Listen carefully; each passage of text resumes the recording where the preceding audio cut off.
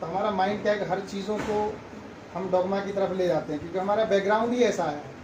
बाबा को भी तिलक लगा देंगे और यज्ञ हवन भी कर देंगे, चढ़ावा भी चढ़ा देंगे, प्रसाद, ये सब आनंद मार्ग की सिस्टम नहीं है। भगवान को तो मन से खिलाइए, बाहर से कुछ होता नहीं है, वो आपके अंदर, भगवान आपके अंदर होता है। लेकिन फिर भी करते हैं आप, मैं पूजा जब हम करते हैं बैठ करके मेडिटेशन करते हैं, इस फोटो से कोई लेना देना नहीं, लेकिन हमारे गुरु हैं, हमारे को रिस्पेक्ट है, तो हम फोटो सामने रख दिए।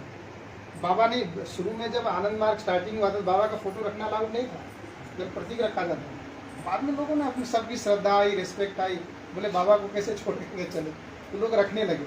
लेकिन लोगों को इस बाबा की फिलॉसफी को समझना बहुत जरूरी है। तो मैं ये कह रहा था कि ट्रेन में वो, उनको जब मैंने बाबा के बारे में बताया तो उन्होंने मुझे एक सवाल पूछा, क्या बाबा भगवान है? मेरे से पूछा कि इस बाबा है गॉड?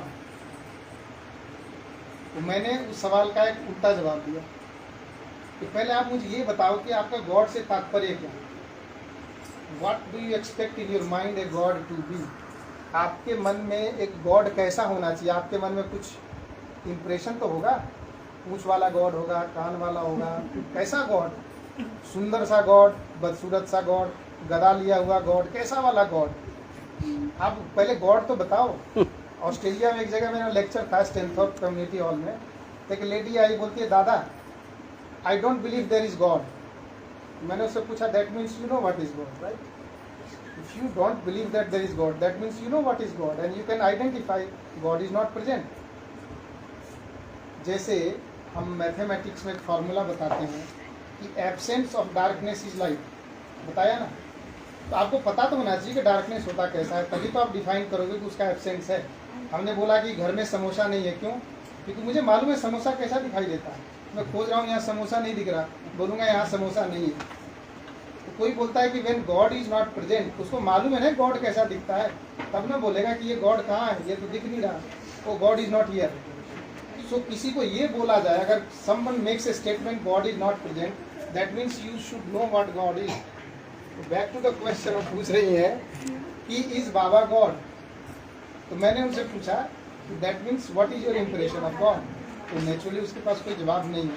99% केसेज में अगर इस किसी सवाल पूछा जाए, सब लोग भगवान को मानते हैं, आरती करेंगे, पूजा करेंगे। साउथ इंडिया में लोग कोकोनट फोड़ते हैं। एक मारुति टेम्पल है विजयनगर में, मैं देखा बहुत टाइम से देख रहा हूँ उसमें। विजयनगर का अपना आश्रम है ना, वहाँ से बाहर निकलते हैं तो एक मारुति टेम्पल आता है रोड पे, मेन रोड मारुति टेम्पल है ना।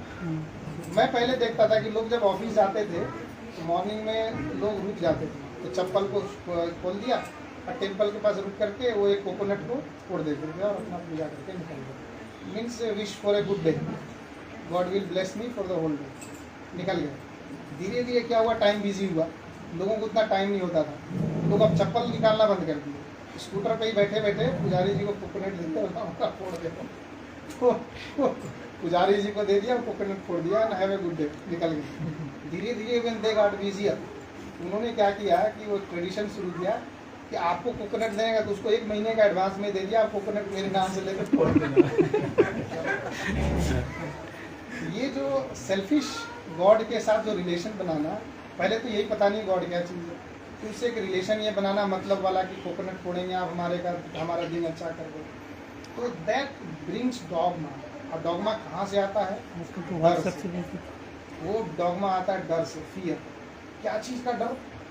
हम फरीदाबाद में एक जगह रहते थे, तो वहाँ 2 मंदिर है, एक शिव जी का मंदिर है, एक शनिदेव का मंदिर है। शिव जी के मंदिर में कोई नहीं जाता, शनिदेव के मंदिर में लाइन लगी है।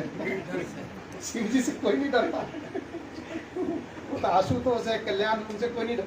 शनिदेव के लिए लंबी लाइन, सब लोग तेल लगा कर, क्या होता है तेल लेकर लंबी लाइन लगी हुई, क्यों? फियर, डर। अब जैसे आपको पता लग जाएगा ये आदमी मेरा नुकसान कर सकता है, तो आप उसकी चापलूसी करोगे, क्योंकि पता है वही मेरे को नुकसान करेगा। भले ही उससे बड़ा वाला ऑफिसर सामने खड़ा हो, आप उसको नहीं पूछोगे, तो चपरासी है जो आपका काम गड़बड़ करेगा, उसके पीछे ज़्यादा जवाब।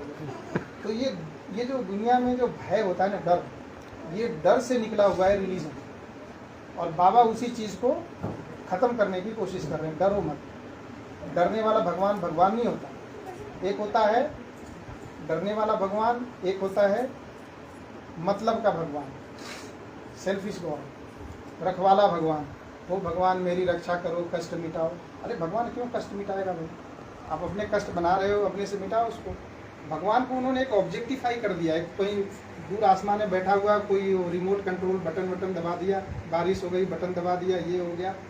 ये ऑब्जेक्टिफिकेशन ऑफ गॉड जो है ना, बहुत डॉगमा के रूप में फैल गया चारों तरफ। ये केवल हिंदुइज्म में नहीं है, क्रिश्चियनिटी, इस्लाम, सब तरफ चल गया। लोगों को मैंने भय है, डरता है, और डर से ये सारी चीज़ें बन गई। तो लेडीज़ को मैंने वही पूछा कि व्हाट इज़ गॉड, तो मैंने बोला कि देखो, आपको ये कॉन्सेप्ट नहीं है गॉड क्या, लेकिन मैं बाबा के बारे में 4 चीज़ें बताता हूँ और आप मुझे बताओगे बाबा क्या है।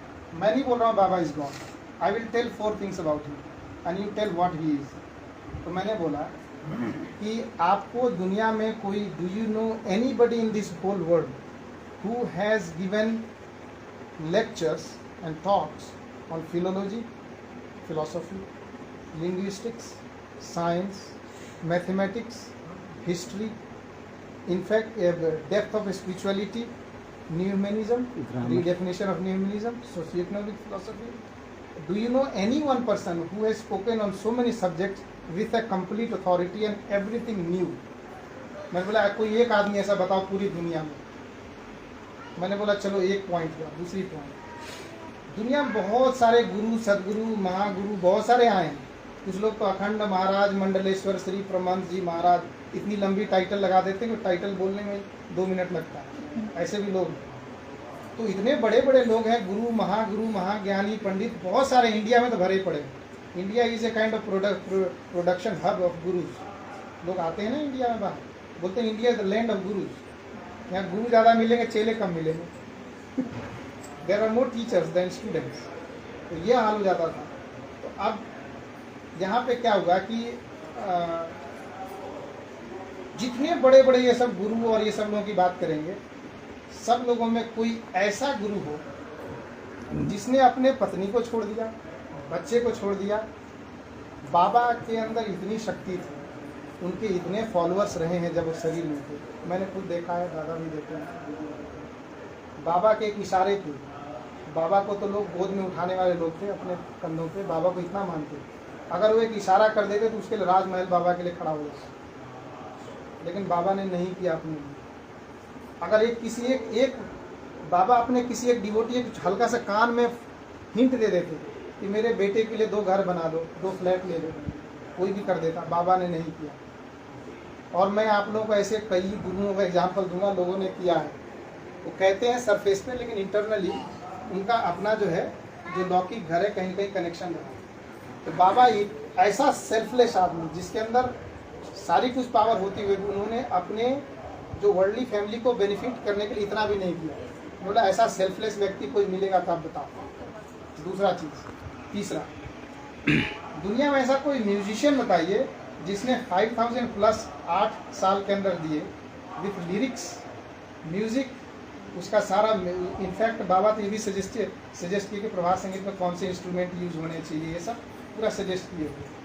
इतना डिटेल में कोई म्यूजिक देने वाला, वो भी चलते फिरते, कभी बाथरूम में, कभी यहाँ, कभी कार के बैठ करके म्यूजिक देने वाला कोई है तो आप मुझे बताओ। कोई एक बहुत ही फेमस सिंगर, उन्होंने 800 गीत दिए पूरे लाइफ लॉन्ग, और उसके लिए उनको नोबेल पुरस्कार मिल गया। बाबा ने कितने सारे गाने दे दिए, 5000 प्लस, और मात्र 8 साल में। मैंने बोला कोई ऐसा एक आदमी बताओ जो ऐसा कर सकता है। मैंने बोला ये 3 चीज़ें तो हो गई, चौथी चीज़ें ये है। मैंने बोला कि चौथी चीज़ें अब मैं अपनी घटना बताऊँ,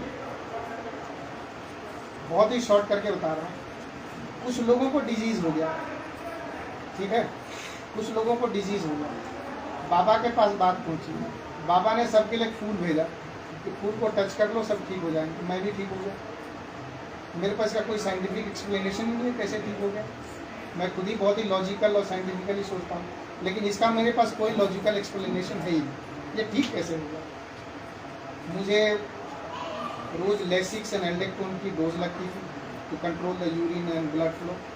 उसके बाद मुझे 5-6 अलग अलग दवाइयाँ मिलती थी, एंड दोज और ऑल इमरजेंसी मेडिसिन। जो लोग जाते हैं ना उसमें क्या बोलते हैं, life saving medicine, trauma care, उसमें जाते हैं, वो सब मेडिसिन मिलती थी। मुझे रोज़ 2 बॉटल्स ब्लड चढ़ाए जाते थे। तो ऐसे सिचुएशन में बाबा की वो फूल टच किया, ठीक हो गया। मैंने उस लेडीज़ को यही बोला कि 4 चीज़ें मैंने बताया, अब आप ही बताओ बाबा क्या चीज़ है। मैं नहीं बोल रहा हूँ कुछ, बोलते हैं कि ये गॉड के अलावा दूसरा कोई नहीं कर सकता। तो मैंने बोला यहाँ 2 चीज़ें स्पष्ट होती हैं। फर्स्ट, गॉड वो नहीं जो आप सोच रहे हो, एंड बाबा इज गॉड। 2 चीज़ें होंगी, बाबा is not the kind of God what you think, कि पहाड़ को उठाने वाला, जंगल को भगाने वाला, आग लगाने वाला, नॉट दैट काइंड।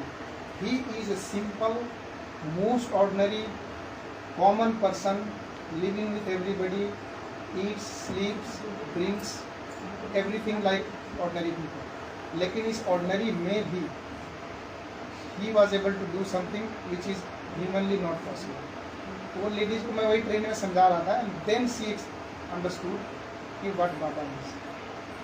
तो आज मैं इस ओकेजन पे यही कहना चाहता हूँ कि बाबा को इसलिए नहीं मानना है कि किसी ने बोला, दादा बोले, दीदी बोले, या कोई मार्गी भाई बंधु बोले।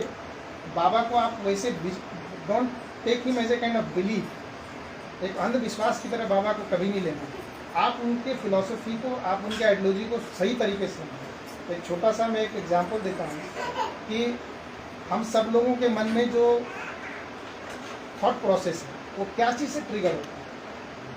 हम लोग जो सोच रहे हैं कुछ चीज़ों को, वो ट्रिगर कहाँ से होता है। एक एग्जांपल दे रहा हूँ कि किसी के मन में एक फीलिंग आया, आई मस्ट लव, फीलिंग आया आई मस्ट लव। अब उस एक लव वर्ड के लिए मालूम है क्या क्या करेगा, गीत गाएगा, संगीत गाएगा, म्यूजिक देखेगा, सिनेमा, डांस, ड्रामा, शॉपिंग करेगा, दुनिया भर के काम करेगा। वो सारे दुनिया भर के सारे काम के पीछे एक छोटा सा वर्ड घुसा हुआ है, love. That love is an idea. बाबा इसको एक्सप्लेन करते हैं कि हमारे ज़िंदगी में जो थॉट्स आते हैं ना, उसके पीछे एक सीड ऑफ थॉट है, वो हमारे इच्छाओं का एक बीज है। वो बीज क्या है? आइडिया। आइडिया कुछ भी हो सकता है। आइडिया इज लेट से कि एक आई मस्ट, जैसे कि मेरे मन में इच्छा आया, I must do something for society, एक सीड ऑफ थॉट आया।